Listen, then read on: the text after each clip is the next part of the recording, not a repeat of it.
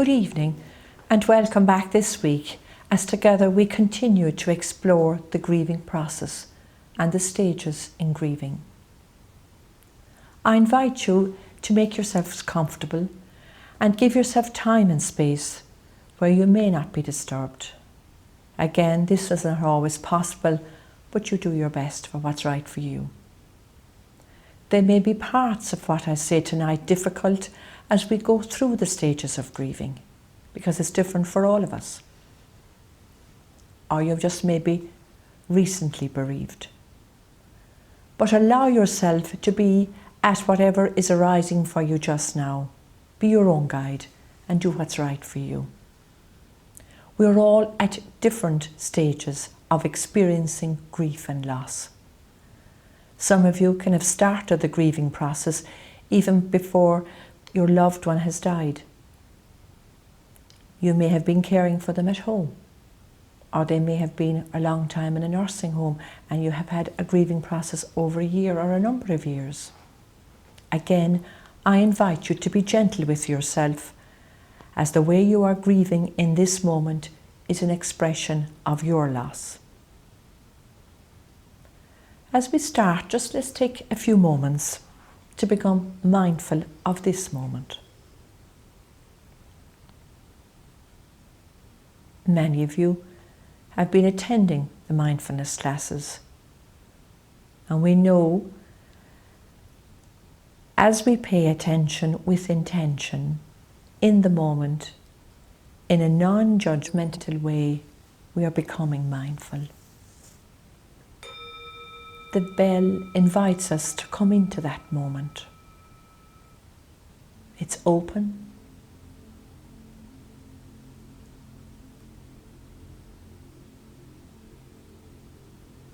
Settle in quietly into your chair or stand if that's what you need to do. You may wish to close your eyes or just lower your gaze. Be aware of your feet on the ground. Mother Earth is nurturing you, and all that possibility and positivity is coming from the earth to you at this time. Taking that dignified, upright posture of either sitting or standing, become aware of your body. If you're standing, you're having that noble mountain pose. If you're sitting, just sitting in the dignified, upright position, and just aware of a living, breathing body, your living, breathing body.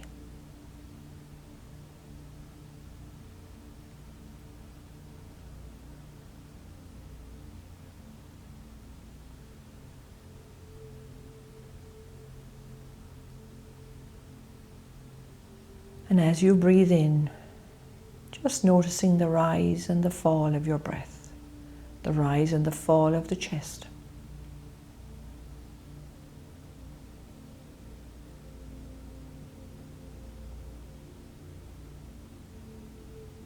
Just being with the body.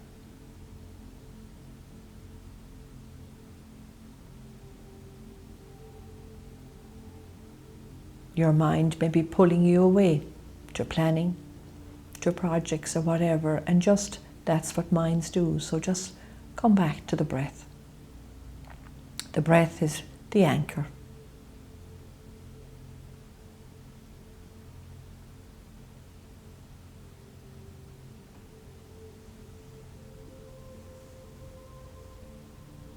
It's the gateway to presence as well. So we have arrived, we're here. So from last week, from our reflective moments on loss and grief, we were left with the stark reality that our lives are changed. All our lives are changed differently. And we acknowledge that what we're experiencing is natural, it's normal, our deep sense of grief and loss. We know that from deep within us, life is precious, moment by moment. We are all assured that through our faith, our loved ones are in the eternal. And the eternal is not a faraway galaxy. They have evolved into that eternal world where life is changed, not ended. Meister Eckhart says the dead are here with us, invisible to us, but we can sense their presence. And they're looking out for us. And that's reassuring and comforting. The Celtic people didn't divide time from eternity. Eternity is pure presence, pure belonging. A new heaven and a new earth where everything belongs. And so this evening, we come and we grapple and struggle with our loss. All of us having different kinds of losses. The poet Rumi says, we are companions and night travellers, unwilling to face our fears. And that's so true. What do? We run away from our fear. We try to spend the day tidying or cleaning or doing things, anything, just to get away from it. The busy mind pulls us off. But grieving mindfully offers us an opportunity to pause, just as we did, pay attention with intention to what has happened in our lives. So, we need to come out of the autopilot, away from the busyness of what we're doing, and come and be with ourselves, making time for ourselves, for what's going on in our lives, the emotions that are arising, the body sensations. In other words, opening up to what's here. And this brings me this evening to the 5 stages of grieving. Those stages are denial, anger, bargaining, depression, and acceptance.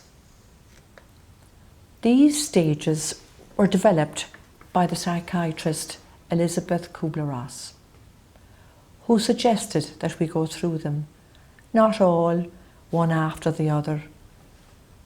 We go through them in different, maybe sometimes we go through 2. We could be going through denial and anger at the one time. We may not go through them all at all. We won't experience them sometimes in the order that they're given to you, just there on the slide. Sometimes the lines between the stages are often blurred. We may move from one stage to another. Say we may move from denial to anger, but go back again to denial. Or we may be at 2 stages together. We may be at anger and at depression. But being mindful will help us big time, because it will help us to be able to understand the stage we're at. Just being able to come back and pause and stay with, if it's the depression, the blackness, the wall that depression can have. And sometimes people can get frozen in those stages and get stuck and get overwhelmed with the feelings and the emotions. Some people can experience the stages very, very quickly and move on after weeks, whereas another person may be months, even years, to get to that place of acceptance. Some people do not begin the grieving process for maybe 12 months. As I said, they may have got frozen in a stage, and often family think, oh, she's fine or he's fine, but they're not. And you may need to tell them, I'm not, I'm stuck, I need help to move on. It's all about just understanding why what has occurred, making no judgments. There's no such thing as you have to be through some stage after so many months. It's not. It's at your pace. You may think you've arrived at the acceptance stage, and all of a sudden you're out one day and you think you're fine, and the next thing you see somebody that may have been like your mother, looks, her hair, the whole lot, and you're back to almost denial. It's not true. That's her, and for a split second. And that's okay. That happens. Whatever time it takes to move through the stages is perfectly normal.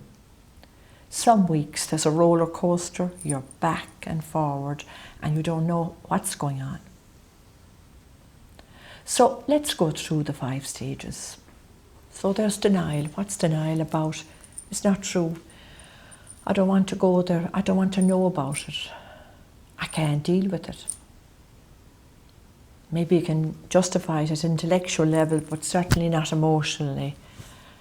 And you're left in this awful place. And even sometimes you can come to an acceptance as, I just can't get it. Yes, I was in denial all along. And then you go on to the anger stage, and maybe anger and denial are going on together, where we're blaming and hitting out at everybody. Hitting out at people in the family, or hitting out at the hospital, or hitting out at the GP, or hitting out at whatever services have been coming on. Sometimes also anger can be very much, if it's somebody has died by suicide, it can be very difficult to name the anger at the person for what has happened. And sometimes we're very aware that people, as I said already, start the grieving process a way back if somebody has an illness. And as chaplains or as health professionals, we notice the anger in relatives. And they may not be aware of it. Now, their anger might be justified about something, but their anger can be around the fact that their loved one is very, very sick and they just can't come to terms with it. And sometimes, in the end of the anger stage, you're aware, I was awfully angry these past months. I lashed at everybody. And then there's the bargaining. We'll do anything if we can change what's the reality. You know, and I suppose we go back to it, we're great for a bargain. It's our human condition. We'll bargain to see if there's a way out of this. We've got to, this can't happen. And I suppose we come back to it. Jesus tried it himself at the Garden of Gethsemane. He said, Father, if this cup, if it only could change this. And then he came to, your will be done. Acceptance came to him. He was human, yet he was divine. And after the bargaining, we realise, I was just in there. And we come at this stage to accept, I was bargaining all along. I just wasn't able to take it in. Then there's the depression, that awful wall where there's no energy. You're just left for dead, as it were, and you're just tired and bit out. You just can't go there. Sometimes you withdraw. You just don't want anybody. You don't want people to call. You just can't go, and you're frozen in it, and you just mean. And this is when we. COVID-19 is there, and sometimes during the depressive stage, people need people to call, take them out for a coffee. People often come and take people to the cinema. It isn't there now, so depression can be hard on your own at this stage of the grieving. And this is where friends need to, send the old email or the texts or the WhatsApps or whatever it is, just to keep the link. And sometimes we have to say, hey, I'm really up against the wall. I'm after hitting it. I'm in a dark hole. Help me. We have to call it out for what it is. And again, to be able to accept the stage. I went through a bad depression there for a few months. I just wasn't able. I just couldn't get myself out of it. I couldn't get dressed. I couldn't believe that I'd lost the person that was most significant. Or I couldn't believe the relationship is over. Or my job is in there. I just can't. And sometimes we have to go to medical professionals or GP or whoever, or services if it has to be a service to help me with mental health, just to help me over it. And it helps. They know and they help us through it. And then there's the acceptance stage. You've got there. The healing is coming. It doesn't hurt as much anymore, and there's a bit of a glint in your eye, and you're beginning to be able to take things in your stride. It doesn't hurt as much. I can move on. You're still able to hold the part that's sad, but you're still able to open for lots of joy and moments, and it's okay. And you're able to accept, I'm far better, I'm in it. Whatever stage you're at in your grieving process, be with it. Just notice the back and the going back and forward, and stay with it. At the right time, you will be able to come and feel that. and feel at ease, and know that your loved one wants you to move on as well, or that the loss you have in the relationship or whatever it is, that things will move, things will shift. Having gone through the 5 stages, can I just invite you to take a moment and just be with the stages for yourself, because I just want to move in a minute to support the grieving stages. I just want to offer you a mindful practice called the Four Remembrances that I think would be a great help. You needn't do them all one after the other. You may just take one, but I'll just take you through them gently.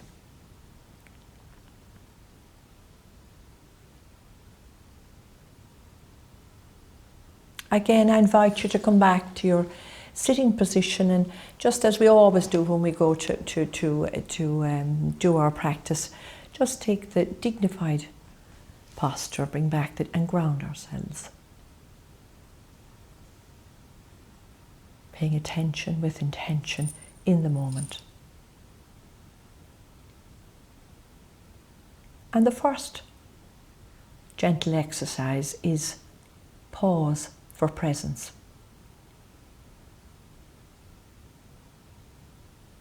So it's stopping and recognizing and allowing what's here.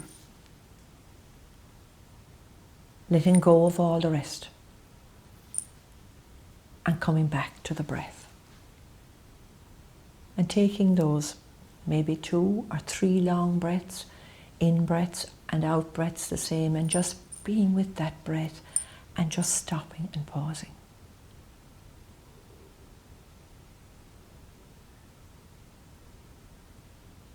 And even if you're in the middle of a stage where there's great anger, pausing for presence will just ground you and bring you back, because we can lose it when we're in the angry stage and say stuff we didn't mean.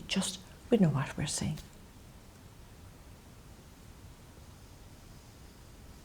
The second exercise is saying yes to what's here. Setting your intention, again, just bringing the need for that compassion, attention to yourself. What's here today? Maybe it's hurt. And grave hurt about a situation, about in a relationship or in a loss. And just being able to express that hurt.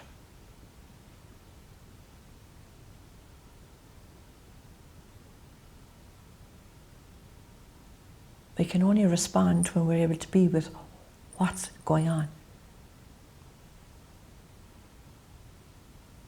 And from there we can have the courage to go on and face whatever it is with compassion, being with ourselves in that place of hurt.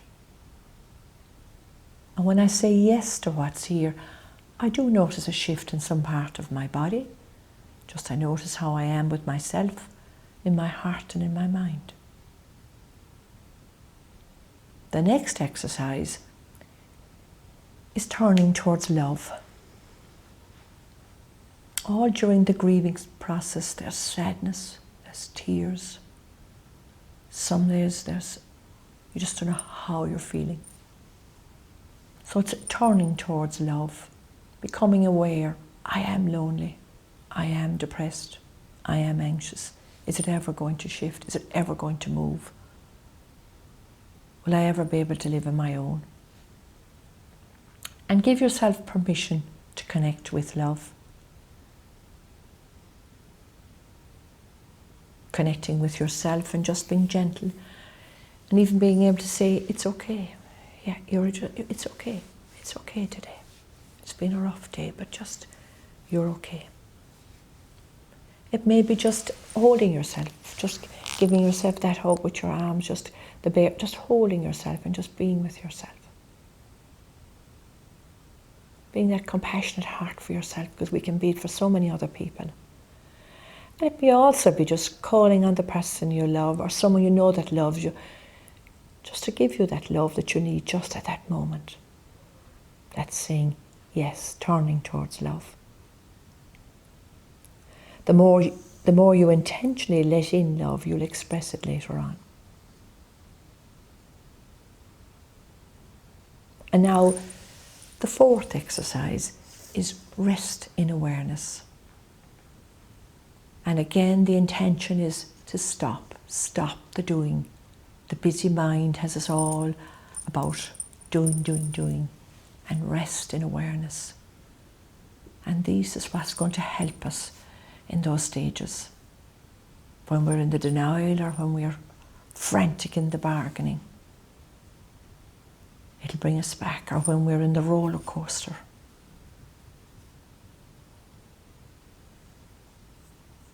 We'll be drawn to rest in awareness with ourselves.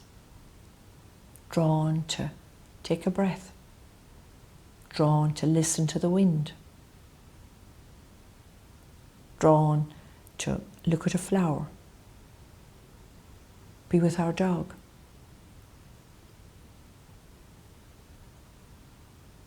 There'll be a lot of feelings going on, but just allowing them to be there, but just coming back and just resting. This practice, the Four Remembrances, can be used many times during the day, and they're going to be a great support to you in your stages of grieving. And you can draw them at anywhere in the day, any time, in the car, in the shopping mall, in the queue, at the doctor's surgery, wherever you are, if you're just feeling overwhelmed by any kind of emotion or feelings. So having gone through the stages, which we have, and just done that practice to support us in them, cultivating courage and opening up to healing on the journey is very, very important if we're to continue to grow. Coping with our loss is ultimately a deeply personal and unique experience. No two people do this the same way. And nobody can do it for you. You have to go through it yourself. More especially, nobody can understand the emotions, what you're going through. Grieving is greatly helped by our faith, by our spirituality, by our families, by our close friends, by our colleagues, by our neighbours. For some it's a bereavement group, for others it's a mindfulness group. Some people wisely avail of one-to-one counselling and comfort. Pets are a wonderful support during the grieving process. The best thing you can do is allow yourself to feel the grief as it comes over you. As I said, you can go back and forward in the grieving process. Resisting it will only prolong it, and it's a natural process to healing. Sometimes acting brave doesn't always work. We've all done it, and it's in the long run it's harder. Without ongoing encouragement and support, many people can remain stuck and they may be unable to go on. So it's very, very important to have friends who are looking out for you. Mindfulness can help, as we've just said there, because it just helps us to stop and to be with those feelings. There are no prizes for arriving. Trust your own grieving process. Over time, you will understand that mindful grieving means feeling your emotional turmoil, allowing it to be and opening up to whatever is there rather than suppressing it, which can ultimately lead to more suffering. It means embracing the life of your dead relative or of whatever situation you've been in. Embracing the faults or the failings or the suffering or the regrets or whatever has been. It means embracing memories and the loss. And it means accepting that life is often far shorter than we ever think or expect it's going to be. It's never easy because we have loved. Those we love live on in our hearts. They never really die.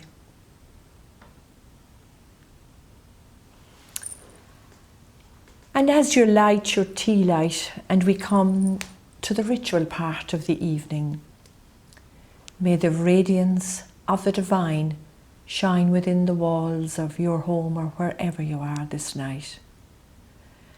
As we remember our ancestors and all we inherited from them. We stand on their shoulders, and may we too be proud of our heritage. Let us pray this night for all the loved ones, all our loved ones who have died, especially those since last November who touched our lives. May they now share in the power of the resurrection. Let us remember too those who graced our planet with great love and care and sensitivity, those who walked lightly on the earth in harmony with the community of light and life. Let us remember the dreamers and the prophets and the poets, the mystics and our great religious teachers, church and state leaders who had vision and voice. Let us too remember tonight our environmentalists, all who cared passionately about the health of our planet down through the many years.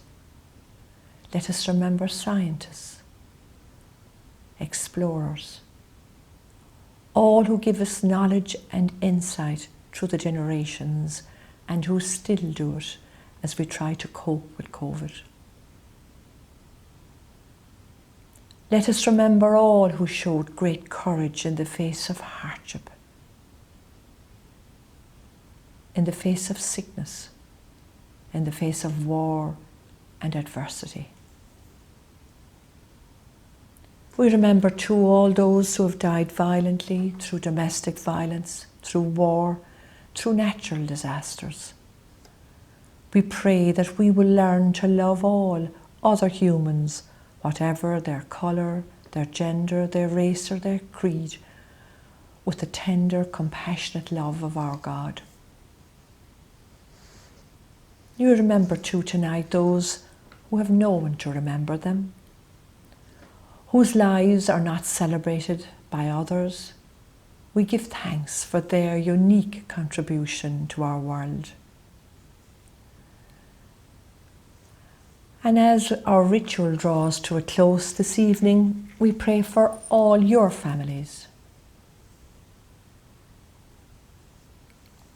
for all your losses, whatever losses they may be, for your ancestors. Death is not the end. We are certain about this. It's God's promise to us. Jesus' rising from the dead wasn't a once-off rising. We share in the resurrection every time we see new life around us, every time we get up and start again. There are many resurrections in all our lives. Every time we experience forgiveness, and every time a person dies. We ask the Lord to continue to guard and protect us all at this time of COVID-19 and inspire us to walk gently on the earth as we belong to this great chain of being. May His light shine on us and give us hope, courage and strength to continue on our journey. May all our loved ones rest in peace. Thank you for being with us this evening, and good night.